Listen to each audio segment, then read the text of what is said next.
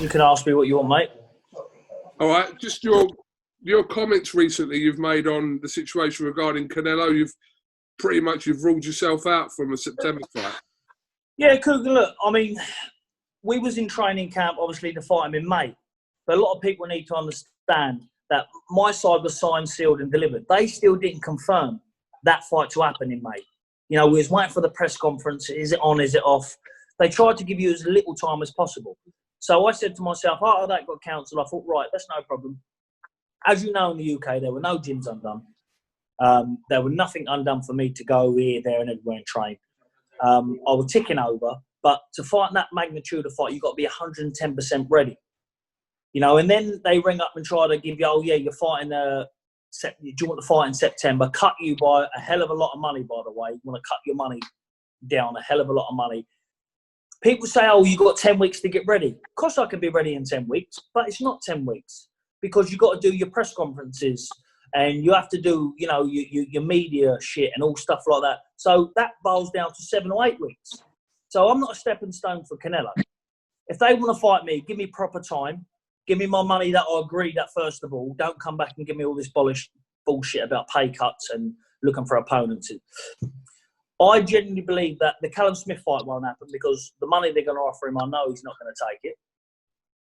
They are not going to fight David Lemieux because David Lemieux's with Golden Boy and Canelo don't like Golden Boy. I think they're looking at, you know, they're gonna have to fly someone in just for a quick knockover, and I'm not a quick knockover. You know what people fail to realise is that I'm 2-time world champion, and I belong at elite level. I'm not an opponent. You can't just give me a notice because I'd rather not take the fight. Forget the money. I'm not about money. I'm about going to win. And if I'm not prepared to go and win, to go over there and win, you couldn't give me 100 million. So that's the reason why I said, look, I'm going to remove myself from the talks because I'm not going to be listening to your bullshit. Oh yeah, well, we're going to give you that money, but now Callum Smith's come in and going to take less. That's all the shit we had before. You know, so good luck. I hope Callum Smith gets his money and he has the fight, but you mark my words, Callum Smith won't be fighting him anytime soon because the money's just not there. And I don't blame Callum for not taking the fight because, you know, when you've worked all your life for this sort of fight, you want to be paid right, you want to get in the ring right and get the right result. You know, and I just don't think they're going to be fair with the sums to people. So what has to change in order for you Deris Lachenko was offered half to what he fought Golovkin for. So I doubt that's going to happen anyway as well. They were in talks with him, but he's been offered, and I know that for a fact, he's been offered half what he actually boxed Golovkin for. Okay. So no situation can really change your mind about this. You have just ruled yourself out of September. Kugan, the reason being I've ruled myself out because I was speaking to MTK about it, and all through lockdown we didn't hear anything. The fight was off. There was no more fight. He's looking for a different opponent. He's looking at X, Y, and Z. So, you know, they can't just expect me not to have a gym to train in through lockdown. In the UK, you know how strict it was. No gym, not even a gym with a running machine was in. Listen, I've got a little gym at home, but you can't get ready for that magnitude of fight there. We couldn't fly away to camp, so there's no gyms available. What, you want me to train at home and get ready for that biggest fight of my life? That's not good business. Oh, it's good to go there and pick up a little few quid and go, oh yeah, look, I'll share the ring with Canelo and the bout's gone, this and that, if you're not ready. But I want to be 110% ready. And this is where my experience comes in with someone like Deontay. Because if this was happening to him down the road, I've been through it. So I know how to handle situations like this. Don't look at the money. It's not all about the money. I'm about pride. You know, let me fight and win. I said this before. You let me get fit. Let me get 100% fit. Let it be fair. Put the money, let him match my money and put it there, and winner takes all. I end up with double what I would get originally or nothing. But I've got to be 100%. And that's the reason why I'm not a shit talker, Kogan, because I could be sitting here trying to sell myself and say, oh, yeah, this, that, you know, I can beat him. I'm telling you, I can beat him when I'm 100%. But I'm not in no fit state to go on that magnitude of fight. Coming down from a 12-week lockdown to go, what, in for a 10-week camp. They say 10 weeks. 4 or 5 weeks of that is media shit. So it's not 10 weeks. And they'll have me running everywhere. Because that's the game. Boxing's a mind game. They'll have me running everywhere. So, you know what I mean? It's one of them. So that's the reason why I'm out of that one. What is your alternative fight to Canelo then? What's your first choice opponent if you could give it away? I personally think myself that I boxed obviously last November, so I would like to brush the cobwebs off somewhere. But I want a big fight this year, whether that be in Andrade stepping up to super middleweight. We've got Callum Smith, world champion. So I'm not short of options there. I'm sure them two would like to be in this magnitude of a fight.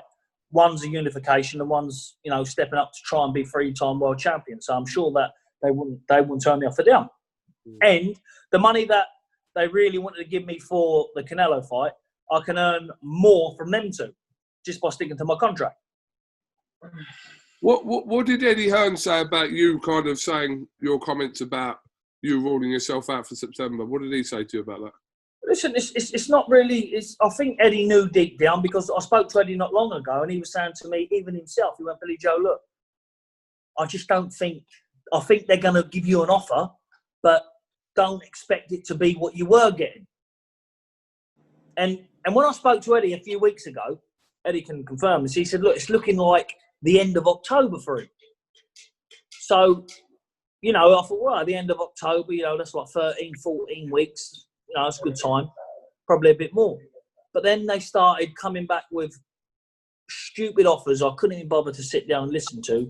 And, 10-week camp. And then you're running up and down media shit for 4 weeks of that. So I'd just rather not be in that situation. If I get beat by a better man, if I get beat by somebody where I'm 100% and I'll get beat, fair and square, I can only shake his hand and wish him all the best. But if I get in there for money, then it's a very hard job to look your kids and your dad in the eyes and say, I've done it for a few quid. I'm not about that. Just finally, Bill, try and keep this as clean as possible, but you've had a little back and forth with Chris Eubank over the last 24 hours. Listen, he's just one of them, like, you can't entertain someone like him. He's not even worthy. He's never going to be world champion. I've said this many, many moons ago. He's not good enough to be world champion. He wants a payday. He's lucky that he's got a dad who he is to keep on that scale to get a few quid for a fight. But he's not going to be world champion, and I'm sure he's just chucking his name there just to be in the mix of Canelo to stay relevant, which is relevant to none of us, really, because he hasn't got no title. He hasn't got nothing worthy of us taken from him. The only thing he's got worthy is his name, and I've already took that. So until we get something worthy of me taking, again, people say, oh, yeah, it's a good money fight, but, he needs to prove himself. Matt Korobov actually beating him before the injury. But to be honest with you, I wouldn't be surprised if Matt Korobov probably put money on himself and pulled himself out. Do you know what I mean? That wouldn't surprise me. Probably him and Eubank was over there doing a bit of business like that, dodgy dealing. But listen, it is what it is, isn't it? But he's not irrelevant to none of us. And I don't think that the likes of Callum Smith are interested in a fight with someone like that. None of the world champions are interested in him. We're just dismissing him, I've got a kid who we can fight, who I'll manage anyway if he fancies that. He's 6-0. We'll do that next fight if he wants it. And if he beats him, then we're thinking about giving him a shot. See, we're talking about 6-0 kids fighting him. Do you know what I mean? That's the level we're at. He won't even spar him. But him offering himself to Canelo, saying that he'd be ready in 2 months, I mean that. But the reason being, he's gonna do that, isn't he? Because it's the money he's looking at. He knows he's not going to win. The same as he knew he wasn't going to beat me and beat George Groves, but it was the money. So, if money entices him to jump in the ring and going to do that, I'm sure he would love the opportunity because he does stay in shape. He is fit. So I'm sure that Canelo probably would just completely dismiss him anyway.